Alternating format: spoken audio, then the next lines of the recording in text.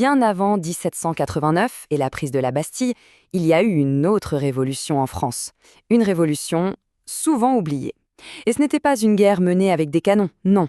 C'était une guerre pour quelque chose de bien plus essentiel, le pain. C'est l'histoire d'une promesse brisée, d'une confiance perdue, qui a vraiment préparé le terrain pour la grande révolution. On va commencer avec un chiffre, 90%. Juste comme ça peut paraître un peu abstrait, je sais. Mais croyez-moi, pour des millions de Français au XVIIIe siècle, ce chiffre n'avait rien d'abstrait. C'était leur quotidien, une réalité brutale. C'était une question de vie ou de mort, tout simplement. Imaginez un peu la scène. Quand on était ouvrier, pendant les périodes de crise, 9 pièces sur 10 de son salaire, elles partaient juste pour acheter du pain. Il faut bien comprendre qu'à l'époque, le pain, c'était pas juste un accompagnement, c'était la base de tout. On pouvait en manger jusqu'à 1,5 kg par jour et par personne. Ce n'était plus de la nourriture, c'était la survie. Regardez ce tableau. Il est sans appel. Même en temps normal, la moitié du budget familial, hop, ça partait dans le pain. C'est déjà énorme. Mais alors en période de crise, c'est une catastrophe. 90%. Ça veut dire qu'il ne reste absolument rien pour le reste. Le loyer, souvent on ne le payait pas. Les vêtements, on oubliait, il ne restait que des miettes. Et là, on comprend tout de suite mieux pourquoi la moindre hausse de prix pouvait tout faire exploser. Alors, pour vraiment saisir pourquoi ça a explosé avec une telle violence, il faut qu'on revienne un peu en arrière. Il faut parler d'un pacte social. Un pacte pas écrit, mais qui était gravé dans les mentalités depuis des siècles en France. Ce fameux pacte, les historiens l'appellent l'économie morale. L'idée, elle est simple, mais elle est super puissante. Le droit de survivre, de ne pas mourir de faim, ça passe avant les lois du marché, avant le profit. Pour le peuple, c'était clair. Le roi, son job, son devoir sacré, c'était de les protéger et de s'assurer que le pain soit un prix juste. Ce n'était pas une faveur, c'était un droit. Et il y a cette phrase qui résume tout parfaitement. Le roi est le premier boulanger du royaume. Ça veut tout dire. Le roi, ce n'était pas juste un chef de guerre ou un administrateur. C'était une figure paternelle, un père nourricier. C'était vraiment un pilier de la monarchie. Et puis, au milieu du XVIIIe siècle, tout ça va être remis en question. Une nouvelle manière de penser l'économie va arriver et elle va tout faire basculer, préparant le terrain pour un conflit idéologique majeur. Cette nouvelle théorie, c'est celle des physiocrates. Et pour eux, attention, changement de décor complet, le grain, ce n'est plus sacré du tout. C'est une marchandise, un produit comme un autre. Leur devise, on la connaît tous, laissez faire, laissez passer. Ils sont persuadés que si on laisse le marché totalement libre, sans aucune règle, un juste prix va s'établir tout seul et tout le monde sera plus riche. Bon, les théories, c'est bien beau, mais il faut quelqu'un pour les appliquer. Et cet homme, ça va être Turgot. Il est nommé par le tout jeune roi, Louis XVI, qui vient de monter sur le trône et qui veut moderniser le pays. La mission de Turgot est donc claire. Libéraliser le commerce des grains, mettre en pratique les belles idées des physiocrates.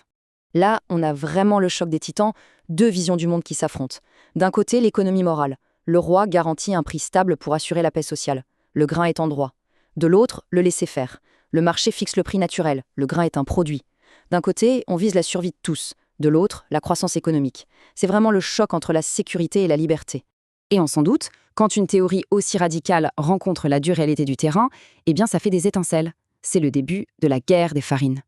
Alors là, il faut le dire, le timing de Turgot est catastrophique. Vraiment. En septembre 1974, il libéralise le commerce des grains. Pas de chance, la récolte qui suit est très mauvaise. Résultat, au printemps 1975, les réserves sont vides. Les prix, ils s'envolent, ils explosent. La spéculation s'en mêle et la peur panique de la famine se répand partout. C'est la tempête parfaite. Et là, attention, on ne parle pas de 2 ou 3 petites émeutes par-ci par-là. Non, c'est une vague, une déferlante de plus de 300 émeutes qui submergent une grande partie de la France. Et ce qui est incroyable, c'est que ça touche tout le monde. Des hommes, des femmes, des artisans, des journaliers. C'est vraiment le peuple qui se soulève. Jusqu'aux portes de Versailles, où 5000 personnes viennent piller les réserves de farine du roi lui-même. Le symbole est extrêmement fort. Mais le point crucial à comprendre, c'est la méthode. Ils ne font pas que piller, ils pratiquent ce qu'on appelle la taxation populaire. Dans leur tête, ils ne sont pas des voleurs, c'est très différent. Ils prennent le grain ou la farine, oui, mais ils laissent de l'argent. Ils payent ce qu'ils estiment être le juste prix, l'ancien prix. En fait, ce qu'ils font, c'est rétablir par la force l'ordre moral que le roi, selon eux, a trahi. Alors, les émeutes vont finir par être matées, bien sûr, mais ne nous y trompons pas, ce n'est absolument pas un retour à la normale, bien au contraire. Les conséquences politiques de cette guerre des farines vont être profondes et durables. Parce que face à ce soulèvement, la réponse du roi et de Turgot, ce n'est pas la discussion, c'est la répression, brutale. On envoie l'armée, des milliers de soldats, on arrête des centaines de personnes, 2 sont même pendus pour l'exemple. Cette brutalité, elle va laisser des traces et creuser un fossé immense entre le pouvoir et le peuple. Et à partir de ce moment-là, une question terrible commence à tourner dans toutes les têtes. Le roi, notre protecteur, notre père, non seulement il ne nous nourrit plus, mais il envoie l'armée quand on a faim. Mais de quel côté est-il en fait? Est-il avec nous ou contre nous? C'est dans ce climat de défiance totale que va naître et se répandre comme une traînée de poudre une théorie du complot dévastatrice, le pacte de famine. L'idée, c'est que la faim, ce n'est pas dû à une mauvaise récolte. Non, c'est un complot organisé au plus haut niveau, par les élites et peut-être même par le roi lui-même pour s'enrichir en affamant le peuple. À ce stade, le lien de confiance est complètement pulvérisé. Le bilan est donc sans appel, c'est un véritable point de non-retour. Le lien sacré entre le roi et son peuple est brisé. Le père nourricier est devenu un ennemi potentiel, un spéculateur.